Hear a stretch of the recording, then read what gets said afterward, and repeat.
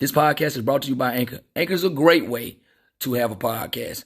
All you simply have to do is download the app and you can get started from there. You don't even need any equipment. You can record straight from the app off your phone. You don't have to worry about trying to figure out which platform is best for you. Anchor will distribute to all platforms, including Spotify and Apple Music.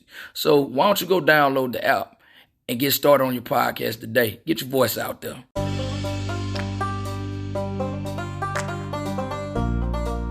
What's happening? It's your boy Pete McCorvey. Appreciate you rolling up on the Porch to High Limit. It's Pete McCorvey's Porch Talk. Let's go. Hey, this episode was a little different. I actually had an event I had to do in Seattle where it wasn't necessarily stand-up, but it was called Story Collide. Now, what I had to do was I had to tell a 10-minute story about a surprise I had, so I decided to take a story that happened during my first tour when I was stationed on board the USS Dewey, in which I got OC sprayed in order to be able to stand on watch. It was real fun. It was kind of real challenging because I had to write out the draft of what my story was going about. Then I had to go back and punch it up. Then I had to rehearse telling the story. Honestly, I kind of dug it.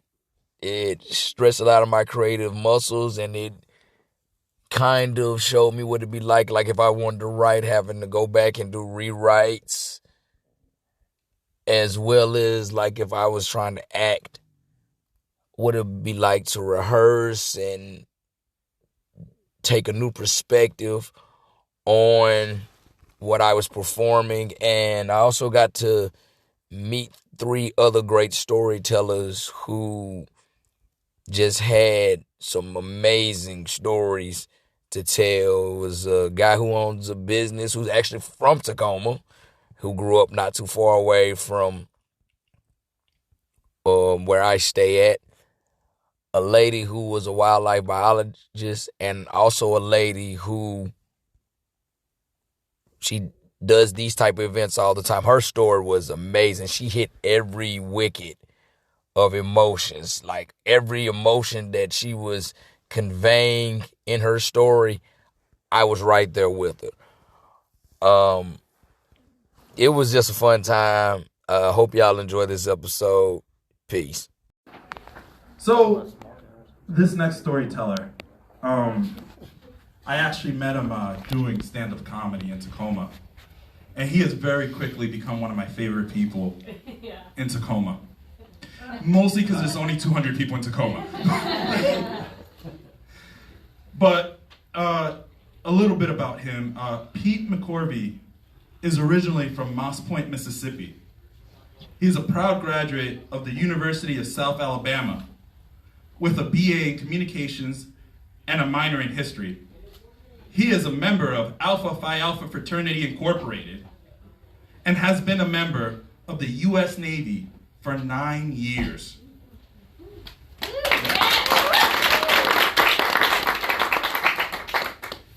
So when we asked Pete what was his surprise, Pete said that one time when he was 16 years old, he had a crush on a girl. And he was trying to work up the courage to go over and talk to her. After 3 days, he finally got the courage to approach her. He went up to her only to find out that she had also had a crush on him. Put your hands together for Pete McCorvey!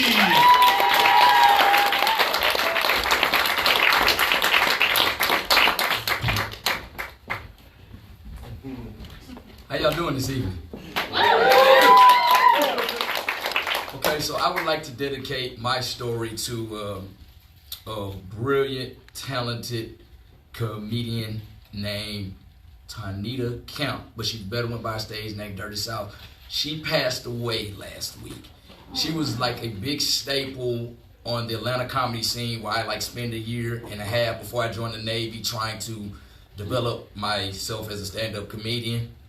And she was also like an auntie to me, and she was like a legend in the Atlanta comedy scene. So before we get started, one thing she used to always say, her catchphrase was, "Do my ladies run this motherfucker?" And the audience go, "Hell yeah!" So I'm gonna do that for her one time. "Do my ladies run this motherfucker?" Hell yeah! And then she would say, "Remember that."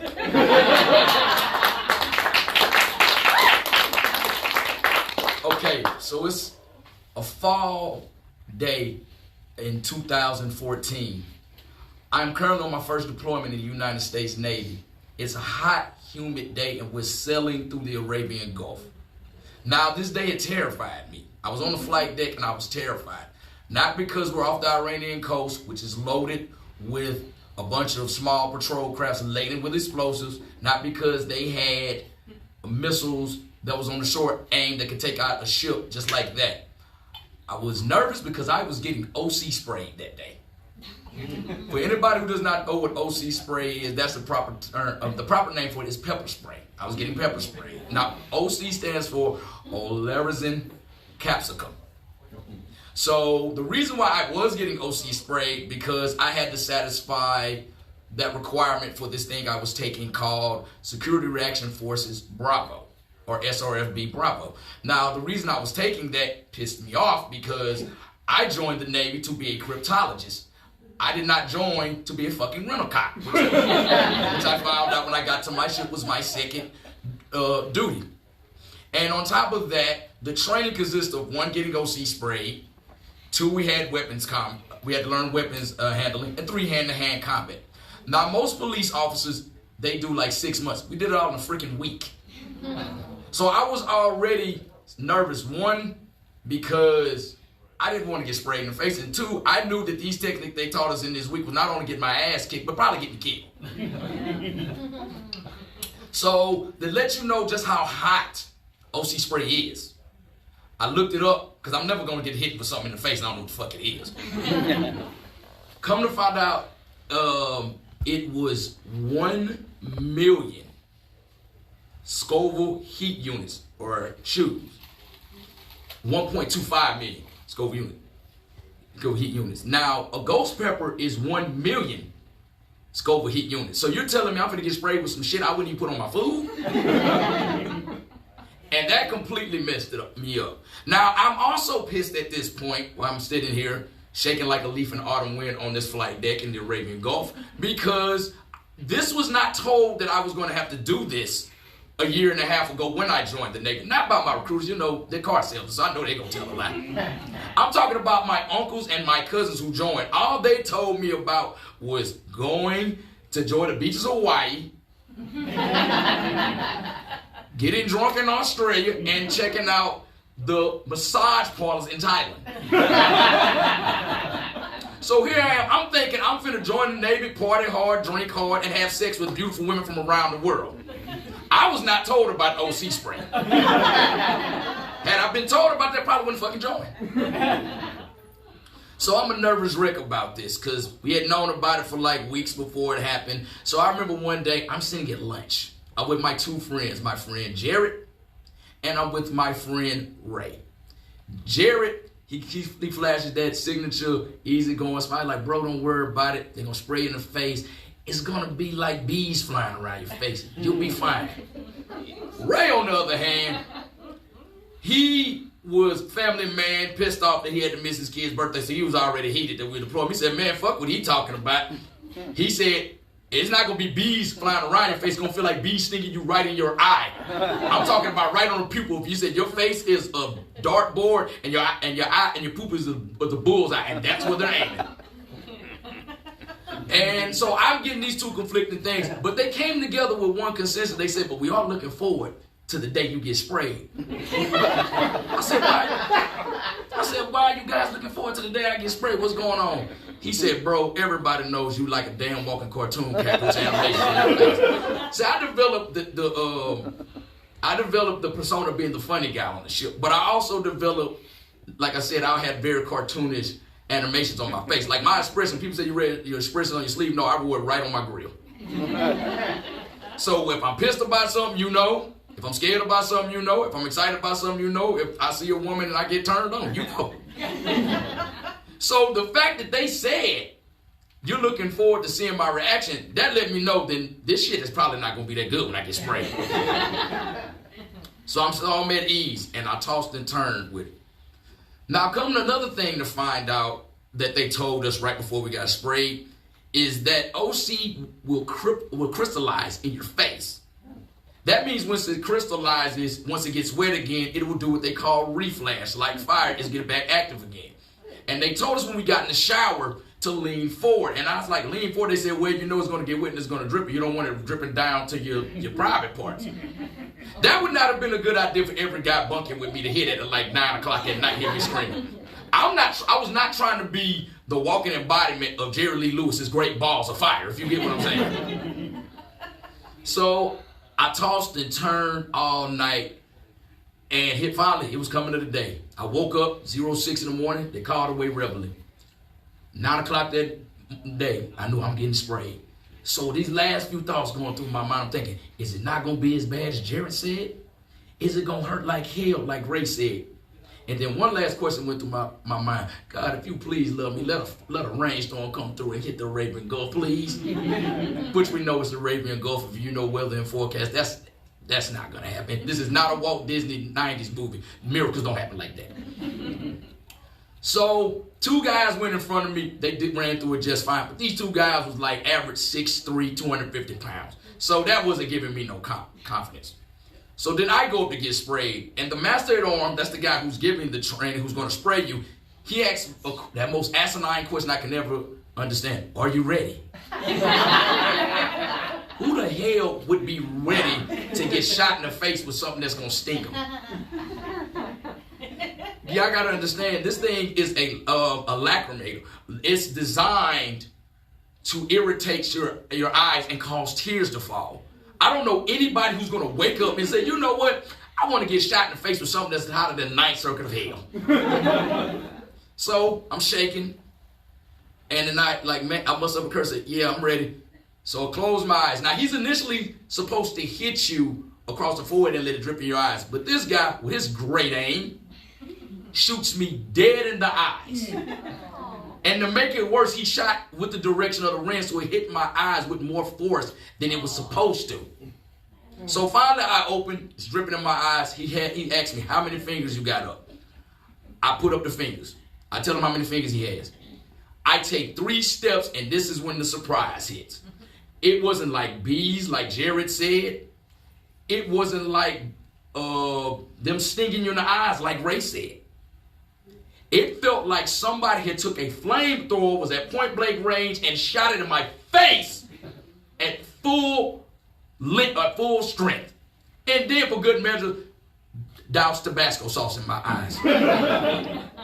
So at that point, I fall to the ground crying for my mama. I'm like a 3-year-old all over again, crying for my mama, and I eventually called a training timeout. Now, in the Navy, when you call a training timeout, that means we need to stop whatever evolution we're doing, because conditions are not safe for anybody. So the master at arms comes over, and he says, if you do this, you're going to have to still do it later on. You're just delaying it. I said, I don't give a fuck, man. This burns. Get my mama. I want out of this. My mama can't get this. The middle of the Arabian Gulf. How she gonna get that? But that's how you know it's bad. When a man calls for his mama, it's bad. So finally, the red man comes over. Now, the red man is the guy, after you complete the course, he's the one you got to put all the skills you learn together to do him. He come over and gave me some words of encouragement. When I say words of encouragement, this is where the term cuss like a sailor comes in. Because he encouraged me by saying, get the fuck up and stop being a bitch. So I weathered through it. And by the time I get to him, he did all but just give up so I can expedite the process, get through. So I run from the flight deck into the hangar bay. My friend Belk gets it. Belk used to be a guy who used to run the streets in the Bay Area, California. So when I'm doing it, he said, hey, homie, I ain't gonna lie, man, I've been shot before. It ain't even as bad as that. I'm like, wait a minute, you mean to tell me a gunshot wound is less painful than that? Even my friend Johnson, she went and did it the day with me. She did it like 5 people behind me. She said that shit was worse than childbirth. I was like, this is terrible. Why is the Navy institutionalizing this?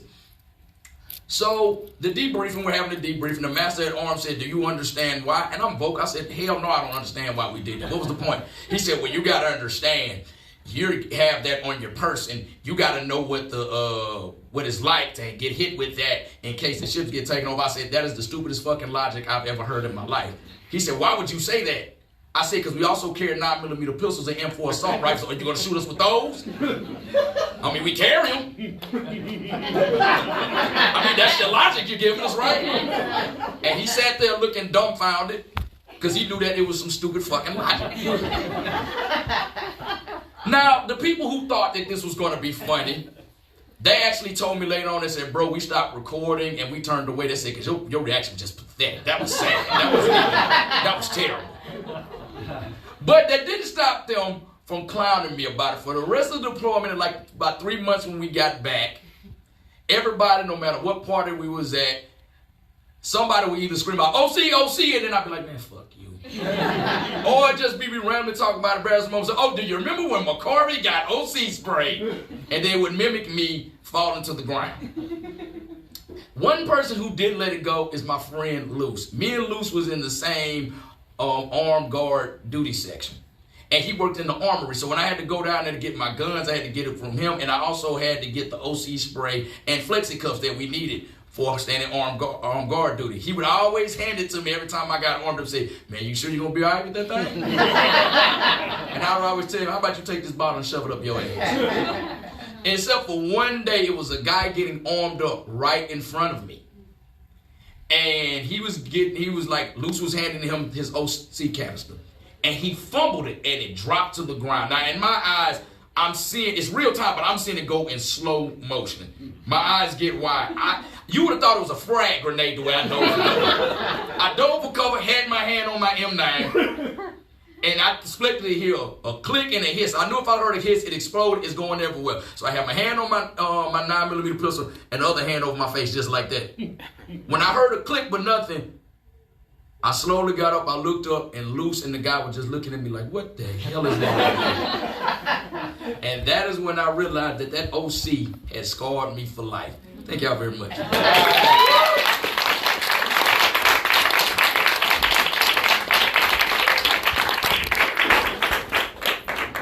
Keep McCorvey.